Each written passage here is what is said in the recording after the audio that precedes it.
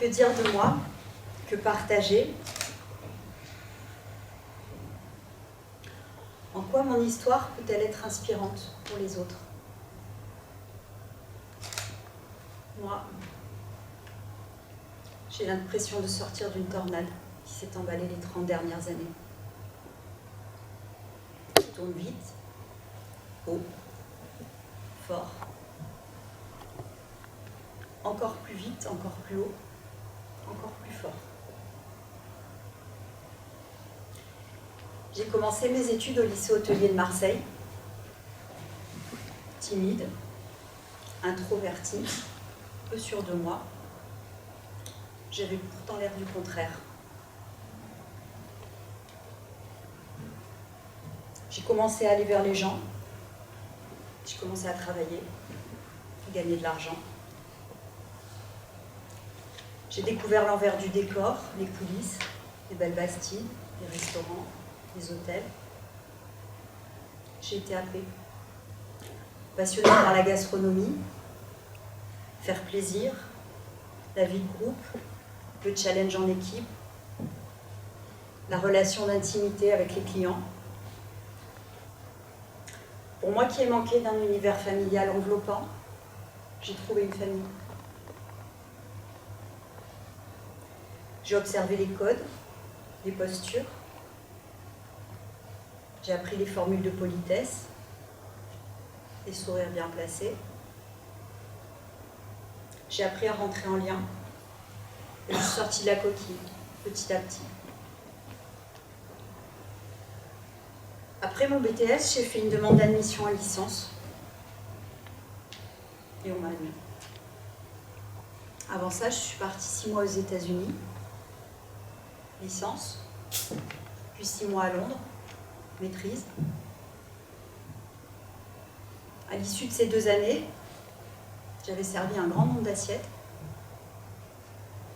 rencontré beaucoup de monde, des cultures différentes, découvert l'Ouest américain et surtout fait beaucoup la fête dans les clubs de Londres.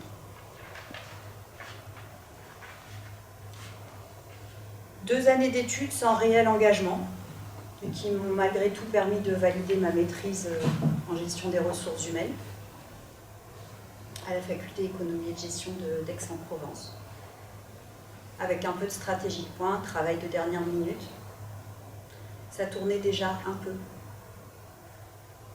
Beaucoup de travail, quelques fêtes, des petites doses d'adrénaline.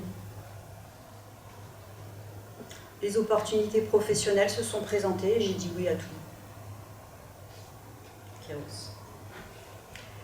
Lourmarin, Cannes, Nice. L'univers de l'hôtellerie de luxe est ouvert à moi. J'avais mes codes, j'étais Muriel. Je suis montée à la capitale. J'ai accepté la proposition sans réellement faire un plan de carrière, mais j'avais dans l'idée de travailler dans les ressources humaines, dans l'hôtellerie. Je travaillais dans le plus bel hôtel du monde. On me faisait confiance et ça me galvanisait. J'ai travaillé énormément.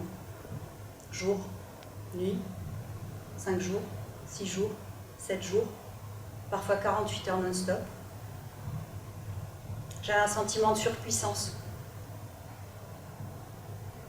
Et pour moi, qui n'avais pas confiance en moi, j'existais. J'étais Muriel, j'avais les codes, j'étais indispensable. Puis j'ai pris des postes d'encadrement. 2, 10, 20, 60 personnes.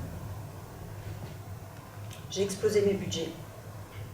J'étais Muriel, j'avais les codes, j'étais indispensable, j'étais au top. Voilà. Ça tournait déjà bien à ce moment-là. Mais j'ai continué. Et dans la spirale, il n'y avait pas beaucoup de place. Pour un amoureux, une vie de famille. La tornade grandissait et laissait paraître en son milieu, le vide. Le gouffre, au centre, qui aspire tout et qui fait peur. Donc j'ai continué, de peur que ça s'arrête. J'ai mis un genou à terre, mais je me suis relevée. Puis un autre genou, mais je me suis relevée de nouveau. Ne pas s'arrêter, ne pas sentir.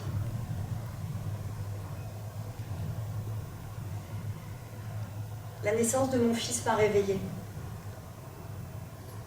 J'ai enterré mon père. J'ai essuyé plusieurs ruptures. Et puis j'ai commencé à regarder la vie autrement, à ralentir, à voir le trou béant au cœur de la tornade.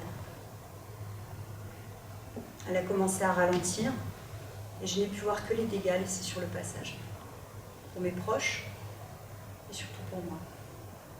Mais je n'avais pas le choix, j'étais Muriel. J'ai enchaîné avec des voyages à travers l'Europe, des événements clients, les réunions, les codires, les copies, les réunions stratégiques, les revues budgétaires, les réunions MICE, Corpo, FIT, les optimisations de REVPAR, les KPI de dingue, les index au top, bref, des shoots d'adrénaline permanents. Mais j'avais ce truc à l'intérieur qui dit ça dissonne. Quand j'en parlais autour de moi, les copines me disaient Muriel, t'as la vie qu'on rêve toutes d'avoir.